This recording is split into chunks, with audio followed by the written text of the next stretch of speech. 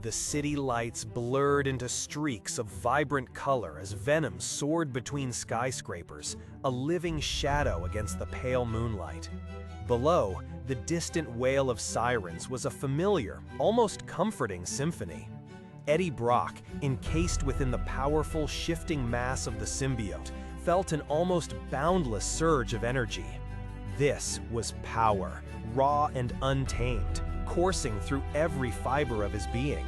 He was a protector, a monstrous vigilante, a terrifying force for good, or at least for his version of good. Tonight, however, wasn't about the thrill of the chase or the satisfaction of stopping a petty crime. Tonight, it was about a desperate struggle against a new, unsettling threat that pulsed with strange, resonant energy. Suddenly, without warning, a high-pitched, piercing shriek tore through the night, a sound unlike any he'd ever encountered. It wasn't just loud, it was wrong. It vibrated through the symbiote with an agonizing intensity, feeling less like a sound and more like a physical assault. Eddie gasped, his enhanced senses overwhelmed. The black tendrils of the symbiote convulsed, retracting from his skin as if scalded. A searing pain erupted within him, a silent scream from his other half. He plummeted, the sheer force of the sonic blast tearing at their bond, threatening to rip them apart completely. The immense power that moments ago had felt like an extension of his very soul now felt like a fragile, quivering shield on the verge of shattering. This, in a cruel twist of fate, was their Achilles' heel, their secret vulnerability. For all its terrifying might, its incredible resilience, and its ability to grant Eddie superhuman strength and agility, the symbiote, this living, sentient suit, harbors two profound and critical weaknesses. These aren't minor inconveniences. They are fundamental flaws that can, in an instant, turn their greatest advantage into their ultimate undoing. The first, as Eddie just experienced, is intense sound, and the second, equally devastating, is extreme heat. Let's delve deeper into this paradox, this fascinating counterpoint to their immense power. Imagine for a moment a creature of pure darkness, seemingly invulnerable, brought to its knees by something as common as a high-frequency vibration. High-frequency sonic vibrations don't just annoy the symbiote, they cause it excruciating, debilitating pain. It's a sensory overload that disrupts its very cellular structure, forcing it to recoil, to detach, to abandon its host in a desperate bid for survival. Think of it less like a headache and more like every nerve ending in your body being simultaneously set ablaze by an invisible force. The very air around them can become a weapon. This is why heroes, particularly the ever-resourceful Spider-Man, have so often been seen wielding sonic blasters or improvising with loud, resonant objects. It's not just about knocking the symbiote off Eddie. It's about inflicting a level of pain that the alien organism simply cannot endure.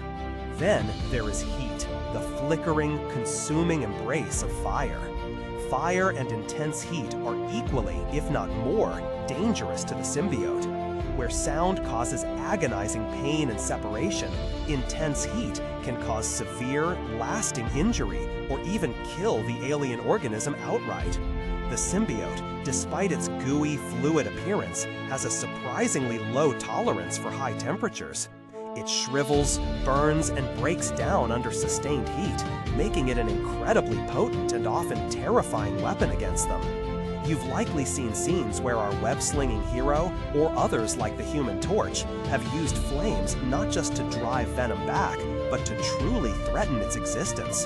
It's often a last resort, a desperate measure, because the stakes are incredibly high. For the symbiote, fire isn't just a discomfort, it's a direct threat to its very life force. These vulnerabilities are not just plot devices, they create a critical high-stakes balancing act for Eddie Brock.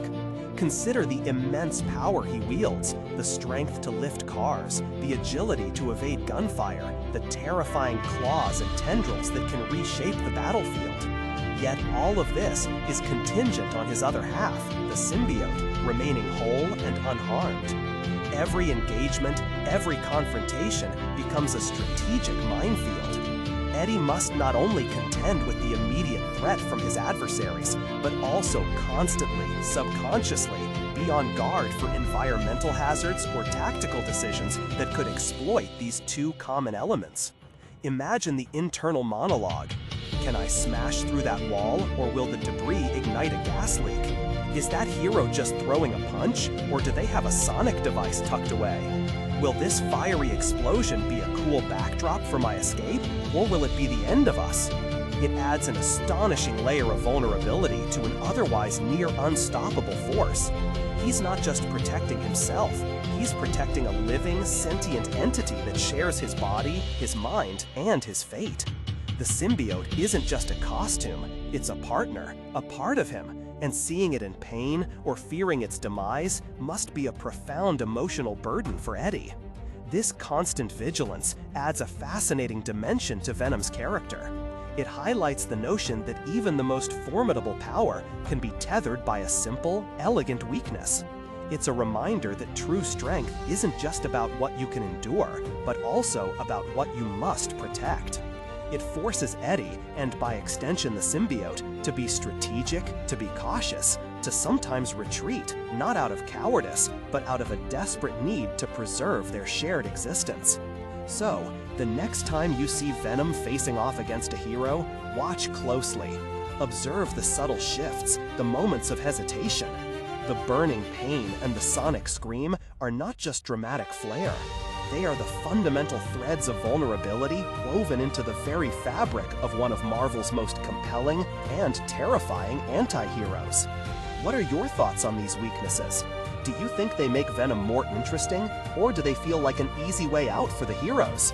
Share your comments below, and if you enjoyed this deeper dive, consider subscribing or following for more explorations into the fascinating world of comics. Until next time, stay curious.